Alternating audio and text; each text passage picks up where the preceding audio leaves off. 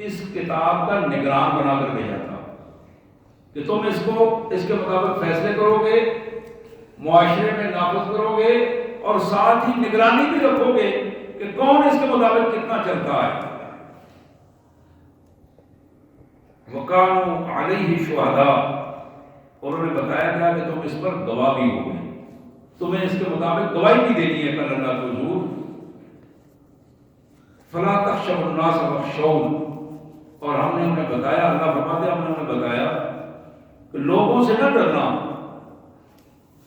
لوگ تمہیں ڈرانے کی کوشش کریں گے، حکومتوں سے، لوگوں سے، تنظیموں سے، لوگوں کی شرارتوں سے مت ڈرنا۔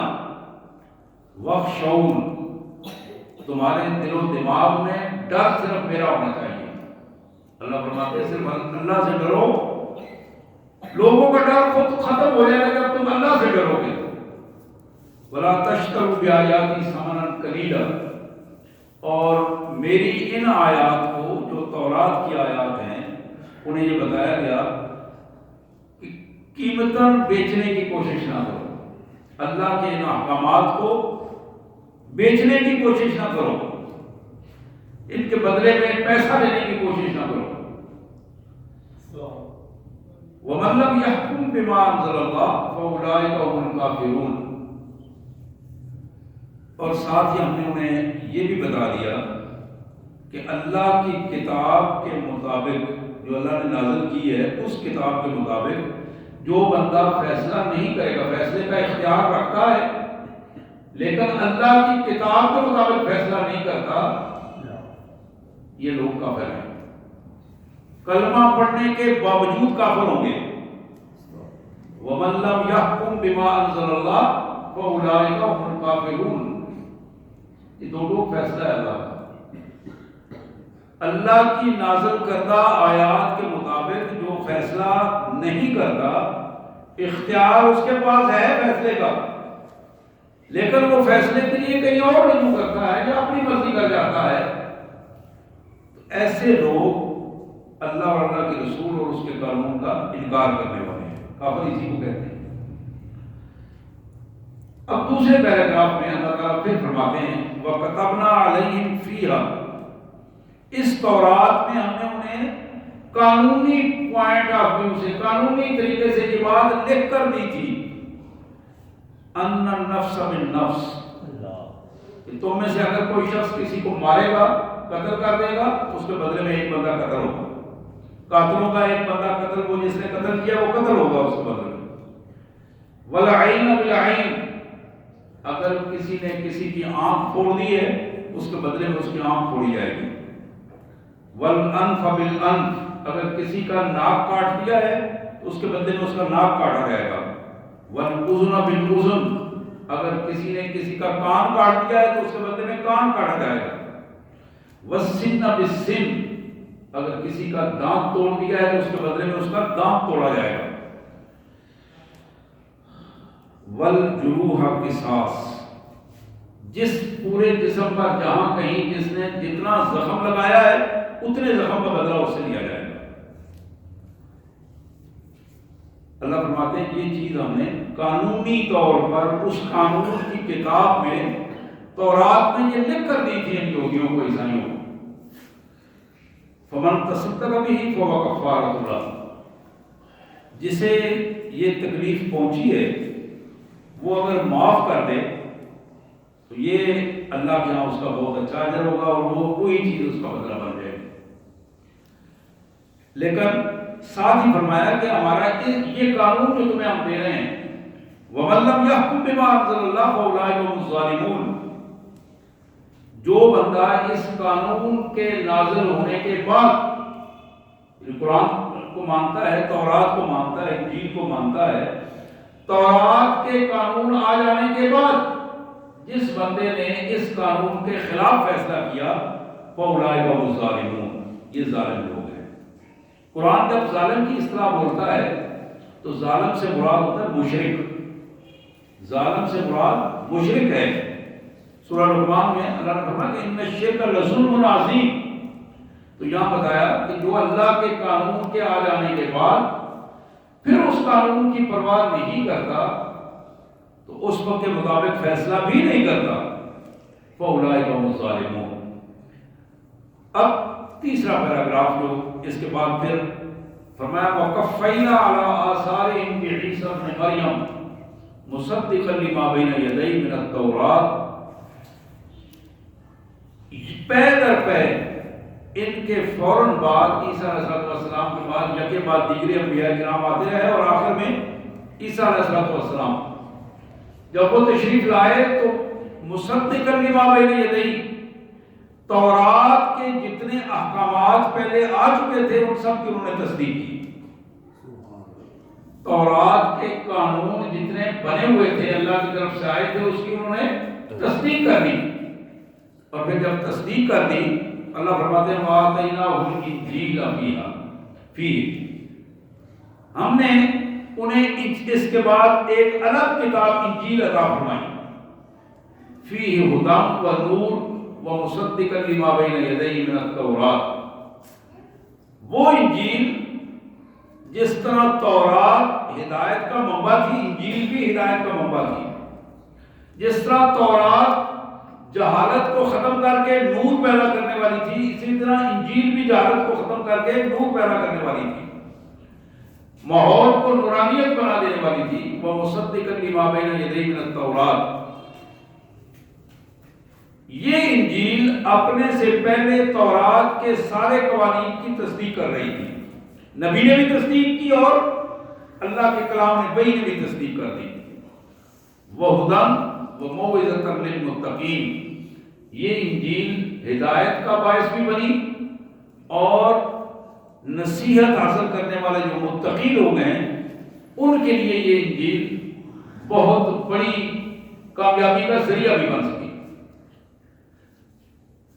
اب کائنات کا مالک اس تیسرے پیراگراف میں انجیل والوں کو مخاطب کر، پہلے یہودیوں کو مخاطب کیا، اب انجیل والوں کو مخاطب کیا، وَلْيَحْكُمْ أَهْلُ الْإِنْجِيلِ بِمَا أَنزَلَ اللَّهُ فِيهِ، انجیل والوں تمہارے لیے یہ لازم تھا کہ جب ہم نے انجیل کو قانون کی کتاب بنا کر تمہارے پاس بھیجا تو تم اس کتاب کے مطابق فیصلے کرتے، اور پھر ساتھ ہم نے بتایا وَمَن لَّمْ يَحْكُمْ بِمَا أَنزَلَ اللَّهُ فَأُولَٰئِكَ هُمُ الْفَاسِقُونَ، کہ ہماری یہ آخری تنبیہ بھی سن لو کہ جس شخص نے اللہ کی نازل کردہ قانون اور کتاب کے مطابق فیصلے نہیں کیے، یہ لوگ ہمارے ریکارڈ میں فاسق ہوں گے۔ فاسق وہ ہوتا ہے جو کھلا نافرمان ہو، غنڈہ گرد مزاج کا انسان ہو اور کھل کے نافرمانی کی ضد بازی کی کیفیات میں آ جائے۔ حضرات یہ 3 پیراگراف کے بعد اب اللہ تبارک و تعالیٰ ہمارے پیارے رسول محمد کریم صلی اللہ علیہ وسلم کو خطاب فرما رہے ہیں، اور وہ خطاب میرے اور آپ کے لیے بھی اسی طرح ہے۔ وَأَنزَلْنَا إِلَيْكَ الْكِتَابَ بِالْحَقِّ مُصَدِّقًا لِمَا بَيْنَ يَدَيْهِ مِنَ الْكِتَابِ وَمُهَيْمِنًا عَلَيْهِ، اللہ فرماتے ہیں کہ میرے رسول ہم نے تمہاری طرف جو کتاب بھیجی ہے یہ سراسر حق پر مبنی ہے، سراسر حق پر مبنی ہے۔ مصدقاً لما بین یدیہ من الکتاب، اس سے پہلے جتنی کتابیں ہم بھیج چکے ہیں یہ قرآن مجید، تورات، انجیل، زبور اور صحائف کی تصدیق کر رہی ہے۔ اور پھر فرمایا وَمُهَيْمِنًا عَلَيْهِ، یہ کتاب ان کی سچی تعلیمات کی نگرانی بھی کر رہی ہے۔ سچی جو قانون ہیں جس میں ملاوٹ انہوں نے نہیں ہو سکی ان سے، وہ قوانین سارے کے سارے اس کتاب میں اللہ نے بیان فرما دیے ہیں۔ وہ مُهَيْمِنًا عَلَيْهِ، اس کی یہ تصدیق بھی کرتی ہے اور نگرانی بھی اس پر کرتی ہے۔ فَاحْكُمْ بَيْنَهُمْ بِمَا أَنزَلَ اللَّهُ، میرے رسول اب تمہاری ذمہ داری یہ ہے کہ یہ کائنات میں جہاں ہم نے یہ کتاب نازل کی ہے، یہ مکے کی وادیوں سے لے کر پوری دنیا میں اس کتاب کا قانون بنے اور نافذ ہو جائے، اور تمہاری ذمہ داری یہ ہے کہ فَاحْكُمْ بَيْنَهُمْ، اس کے مطابق تم ان کے فیصلے کرو۔ وَلَا تَتَّبِعْ أَهْوَاءَهُمْ عَمَّا جَاءَكَ مِنَ الْحَقِّ، حق آ جانے کے بعد واضح ہو جانے کے بعد کسی کے لیے یہ قطعاً جائز نہیں ہے کہ جب حق اس پر واضح ہو گیا ہو تو پھر وہ کسی کی خواہش کے مطابق فیصلہ کرے یا کسی کی خواہش کا احترام کرے. لِكُلٍّ جَعَلْنَا مِنْكُمْ شِرْعَةً وَمِنْهَاجًا. اللہ نے فرمایا کہ تورات، انجیل، قرآن ہر ایک کے لیے شریعت ہم نے الگ بنائی ہے، لیکن قانون ان کا ایک ہی رہا ہے. وَلَوْ شَاءَ اللَّهُ لَجَعَلَكُمْ أُمَّةً وَاحِدَةً. اگر اللہ پسند کرتا، چاہتا تو تم سب کو ایک ہی امت بنا دیتا. یہ عیسائی، یہودی الگ الگ نہ ہوتے، سارے ایک ہی امت ہوتے. وَلَٰكِنْ لِيَبْلُوَكُمْ فِي مَا آتَاكُمْ. حقیقت میں وہ تمہیں آزمانا چاہتا ہے، صلاحیتیں دے کر دیکھنا چاہتا ہے کہ تم میں کون ہے جو اس کے حکم کی پابندی کرتا ہے. فَاسْتَبِقُوا الْخَيْرَاتِ. اللہ کے احکامات کی پابندی کرتے ہوئے ایک دوسرے سے آگے بڑھ جانے کی کوشش کرو. إِلَى اللَّهِ مَرْجِعُكُمْ جَمِيعًا. اسی اللہ کی طرف تم سب میں لوٹ کر جانا ہے. وَيُنَبِّئُكُم بِمَا كُنتُمْ تَخْتَلِفُونَ. اور جہاں جہاں بھی کہیں تم اختلاف کرتے رہے ہو ان کے درمیان فیصلہ پھر اللہ کے حضور، اللہ کے دربار میں ہوگا. سبحان اللہ وبحمدہ، سبحان اللہ العظیم وبحمدہ نستغفر اللہ. یہ آیات تھی چھٹے پارے میں سورہ مائدہ کی آیات ہیں، آیت نمبر 41 سے آیت نمبر 48 تک، اور یہ 11واں رکوع ہے سورہ مائدہ کا جو میں نے ان کی آیات آپ کے سامنے جس کی تلاوت کی. اللہ حضرات، یہ کائنات جب سے بنی ہے آپ کے علم میں ہے کہ اس کائنات کا پہلا انسان پہلا نبی تھا. پہلا انسان پہلا نبی تھا. گویا ہم پورے اعتماد کے ساتھ یہ بات کہہ سکتے ہیں اللہ تعالیٰ نے انسان کو پیدا کرنے کے ساتھ ہی اس کی ہدایت کا بندوبست بھی کر دیا ہے. ایک لمحہ بھی ایسا اسے نہیں چھوڑا کہ اسے کوئی شاید ڈھونڈنا پڑے.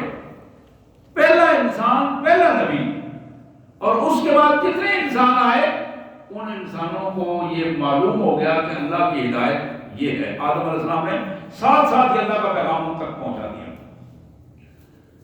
اسی طرح پھر ایک طویل سلسلہ ہے انبیاء کرام کا جو جناب نوح علیہ السلام تک پہنچتا ہے، اور جناب نوح علیہ السلام تک ایک دو نہیں سینکڑوں انبیاء کرام مختلف حوالوں سے تشریف لائے. اب ان انبیاء کرام کے آنے کا مقصد صرف ایک تھا کہ اللہ کے بندوں کی رہنمائی کی جائے، انہیں یہ بات بتائی جائے کہ تم جس کے بندے ہو، جس کا کھاتے ہو، جس نے تمہیں زندگی دی ہے، جو تمہاری موت کا مالک ہے، اس کی مرضی اور اس کے قانون کے مطابق اپنی زندگی گزارو تو تم اس کے انعامات اور رحمتوں کے مصداق ہوگے. اگر تم اس کی مرضی کے مطابق زندگی نہیں بسر کرو گے تو پھر رحمت نہیں بلکہ ذلت کے مصداق ہوگے. نبی رحمت صلی اللہ علیہ وسلم کا دور مبارک جب ہم دیکھتے ہیں تو ہمیں اس کا ادراک ہوتا ہے کہ آج کے دور میں ہم بھی کلمہ پڑھتے ہیں، انہی کا کلمہ پڑھتے ہیں، انہی الفاظ کے ساتھ پڑھتے ہیں، اس کلمے کا ترجمہ بھی وہی کرتے ہیں جو انہوں نے کیا تھا. مسجدوں میں ہم نماز کے لیے بھی آتے جاتے ہیں، رمضان شریف میں روزوں کے لیے بھی اہتمام کرتے ہیں. قرآن مجید اپنی اصلی حالت میں ہمارے پاس موجود ہے. اللہ نے اس کی حفاظت کا ذمہ لیا ہے. آج تقریباً 1450-1500 سال گزرے ہیں، لیکن کوئی اس میں انگلی اٹھا کے یہ نہیں کہہ سکا کہ یہ لفظ جو ہے اس میں زیادہ ڈالا گیا ہے. اور جہاں کہیں ایسا ہوتا ہے پوری دنیا میں مسلمان الرٹ ہو جاتے ہیں اور اس کی حفاظت کے لیے، اور لاکھوں حفاظ کرام، لاکھوں کی تعداد میں حفاظ کرام جو ہے اللہ تعالیٰ نے ان کے ذہنوں میں اس کو بٹھا دیا ہے. یہ کتاب جو ہمارے پاس موجود ہے، کلمہ موجود ہے، کتاب موجود ہے، قبلہ موجود ہے، ایک ہی قبلہ کی طرف ساری دنیا رخ کر کے نماز پڑھتی ہے۔ کبھی آپ نے محسوس کیا کہ قبلہ بھی موجود ہے، یعنی مرکز موجود ہے، ہمارا دستور موجود ہے قرآن مجید کی صورت میں، اور پھر عبادات کی صورت میں نماز، روزہ، حج، زکوٰۃ یہ موجود ہے، پھر ہم اللہ کی رحمت سے دور کیوں ہیں؟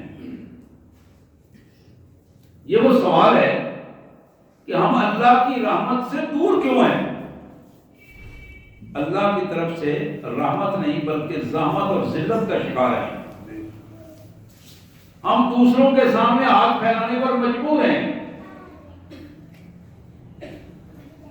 سٹیپ بائی سٹیپ اگر ہم غور کریں گے تو مرحلہ وار عمل چیز نظر آئے گی کہ مختلف حوالوں سے پوری امت اس وقت جکڑی ہوئی ہے، اور ہمیں چھوٹے چھوٹے معاملات میں بڑے بڑے مقاصد کو چھوڑ کر چھوٹے چھوٹے معاملات میں ہم لگ گئے ہیں، اور ان کو سیدھا کرتے کرتے زندگیاں ختم ہو جاتی ہیں، لیکن ہمیں اپنے مقصد کا احساس نہیں ہو پاتا۔ یہ جو مسلمان ہے، مسلمان کے ساتھ اللہ کا یہ وعدہ ہے کہ اللہ کی رحمت اس کا ساتھ دے گی، اور ہمارا تجربہ بھی اس انداز میں موجود ہے۔ محمد رسول اللہ صلی اللہ علیہ وسلم کا دور مبارک اس کا پورا تجربہ تھا۔ یعنی رسول اللہ صلی اللہ علیہ وسلم جب غزوہ بدر میں چند لوگوں کو لے کے نکلے تھے، چند لوگ، یعنی 313 زیادہ سے زیادہ بتائے جاتے ہیں، 300 سے اوپر ہی تھے، تو اگر آپ اپنی اس آبادی کا اندازہ کریں، دو چار گلیوں کے بندے اکٹھے کریں تو 300-400 بندہ بن جاتا ہے۔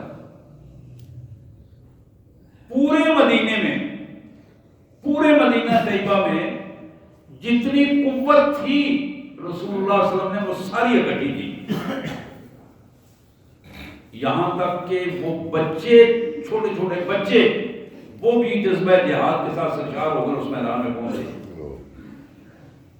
آپ پوری تحقیق کر سکتے ہیں، 313 بندوں میں سے کوئی ایسا ویپن نہیں تھا جو سب کے پاس ہو۔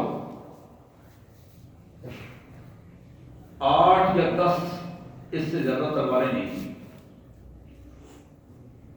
2 4 5 سے زیادہ نیزے موجود نہیں تھے۔ یہی ان دنوں یہی ویپن ہوتے تھے، یہی لڑائی کے ہتھیار ہوتے تھے۔ ذرا 2 4 افراد سے زیادہ کسی کے پاس نہیں تھی، سواریاں 8 10 سے زیادہ کسی کے پاس موجود نہیں تھی۔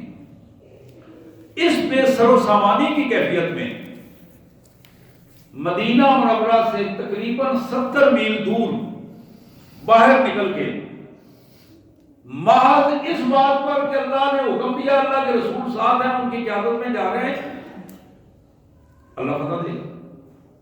اب مقابل میں 1000 بندہ ہے، 1000 بندہ الگ سے ہے، خواتین ان کا حوصلہ بڑھانے کے لیے الگ موجود ہیں، جانور ان کی سواریاں الگ موجود ہیں، کھانے کے لیے انہوں نے ذبح کرنے کے لیے الگ جانور رکھے ہوئے ہیں، ہر بندے کے پاس تلوار موجود ہے، ہر بندے کے پاس تیر موجود ہے، ہر بندے کے پاس اپنی ضرورت کی وہ سامان موجود ہے جس سے میں اپنا بچاؤ کر سکتا ہے۔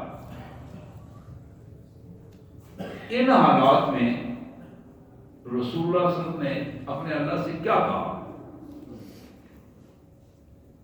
کمانڈ پوسٹ میں جو ایک ڈھارا سا بنا ہوا تھا جس میں رسول اللہ صلی اللہ علیہ وسلم سجدہ ریز تھے، اوپر کھجوروں کا چھت ڈلا ہوا تھا، 2 4 کھجوروں کے ٹہنیاں لگا کے اوپر لگایا، تو اس کو اکٹھا کر کے رسول اللہ صلی اللہ علیہ وسلم نے عشاء کی نماز کے بعد سب کو حکم دیا کہ سو جاؤ، سب کو حکماً آپ نے فرمایا سب لوگ سو جائیں، اور خود آپ تشریف لائے اور اس کمانڈ پوسٹ میں سجدہ ریز ہو گئے، اور حضرت ابوبکر صدیق ساتھ سیکورٹی کے طور پر بیٹھے تھے۔ وہاں روتے روتے،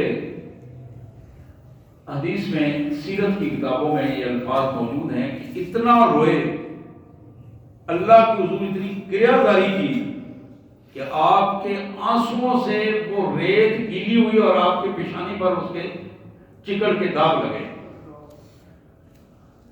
وہ کیچڑ جو پیشانی پر لگا اور پھر آپ کے رونے کی جو ہچکیوں کی آواز آئی، حضرت ابوبکر صدیق نے ایک دفعہ نہیں 2-3 دفعہ قریب ہو کے عرض کی کہ اللہ کے رسول صلی اللہ علیہ وسلم بس کیجئے، اللہ ضرور ہماری مدد فرمائیں گے، اللہ نے وعدہ کیا. لیکن رسول اللہ صلی اللہ علیہ وسلم جو بات پیش کر رہے تھے وہ کیا تھی؟ 3 باتیں آپ نے پیش کی اللہ کے حضور. پہلی بات یہ تھی کہ اللہم حاضر عصابہ،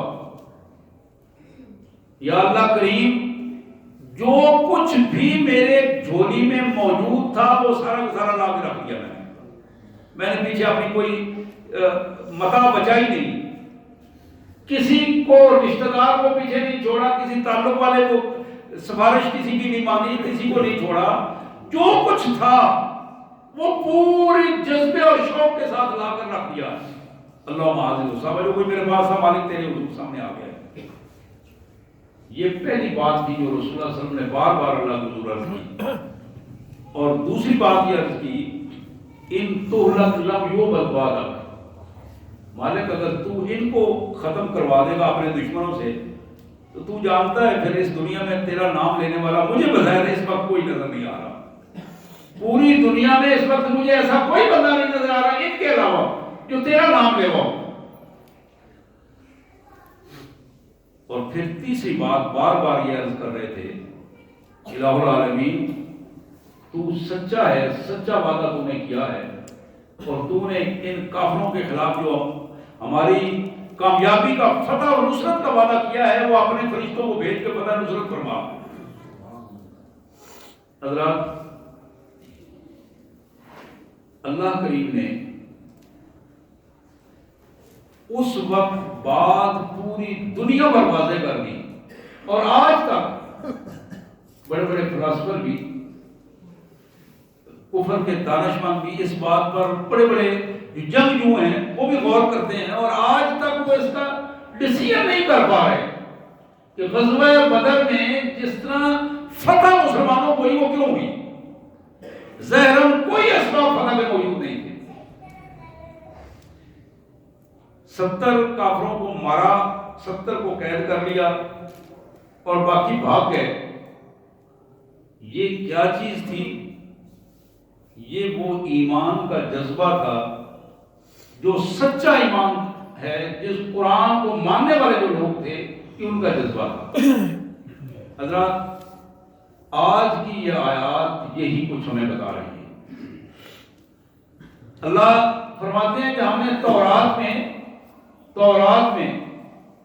تورات کے ماننے والوں کو یہ بات بڑی دو ٹوک اور کلیئر بتا دی تھی کہ یہ کتاب چومنے چاٹنے کے لیے نہیں بھیجی ہم نے. یہ کتاب اس لیے نہیں بھیجی کہ 2 لفظ لکھ کر اس کو گھول کر پی لو. یہ کتاب اس لیے نہیں بھیجی کہ اس کے 2-4 الفاظ لکھ کر گلے میں ڈال دو. یہ کتاب محض اس لیے نہیں بھیجی کہ تم اپنی خوشی اور غمیوں میں بظاہر اس سے سہارے لو. یہ کتاب تمہاری جھوٹی سچی قسمیں اٹھانے کے لیے نہیں بھیجی. اس کتاب کے بھجوانے کا مطلب یہ ہے کہ تم اپنے فیصلے اس کے مطابق کرو.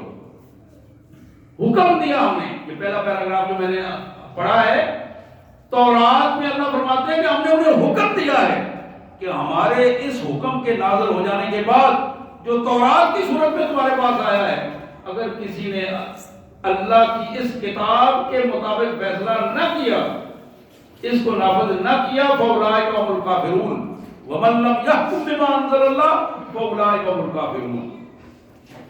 اللہ کی نازل کردہ احکامات کے مطابق جس نے فیصلہ نہ کیا وہ مانتا ہے یا نہیں مانتا، لیکن اللہ فرماتے ہیں ہم نے اس کو دائرہ اسلام سے خارج کر دیا، وہ مسلمان نہیں ہے. یہی بات اللہ فرماتے ہیں کہ عیسائیوں کے ساتھ بھی ہم نے کہی. عیسیٰ علیہ السلام آئے، انہوں نے تورات کے سارے حکموں کی تصدیق کی. انجیل ان کو ہم نے دی، انجیل نے تورات کے سارے حکموں کی تصدیق کی. اور پھر ہم نے انجیل والوں کو یہ بات بتائی اور انہوں نے بتایا کہ وَلْيَحْكُمْ أَهْلُ الْإِنجِيلِ بِمَا أَنزَلَ اللَّهُ فِيهِ. انجیل والوں تمہارے لیے یہ ہم نے لازم قرار دیا ہے کہ تم انجیل کے حکم کے مطابق اپنے فیصلے کرو زندگی میں. یہ کتاب تمہاری گائیڈ بک ہے، تمہاری زندگیوں کو چلانے والی ہے.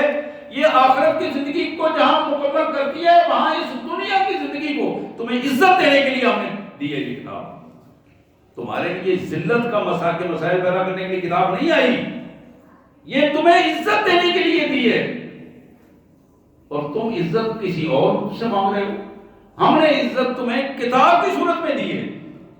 تم عزت ڈھونڈتے ہو مقامی وسائل سے یا باہر کے وسائل سے، مختلف افراد اور گروہوں کے سامنے، حکومتوں کے سامنے سر رکوع ہو کر عزت ڈھونڈتے ہو.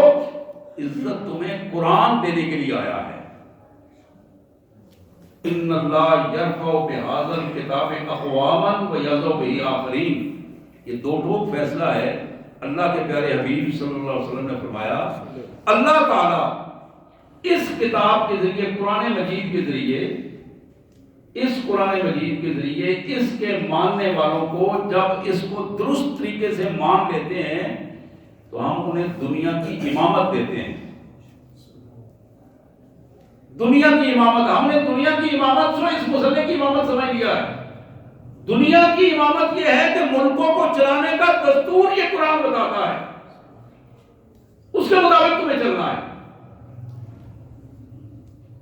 اللہ کے رسول صلی اللہ علیہ وسلم نے فرمایا اس کو ماننے والے جب اس کو مانتے ہیں لیکن نہ اس کو پڑھتے ہیں، نہ اس کو سمجھتے ہیں، نہ اس کے مطابق عمل کرتے ہیں، نہ اس کے مطابق قانون اور دستور اور حکومتیں بناتے ہیں، تو پھر نتیجہ کیا نکلتا ہے؟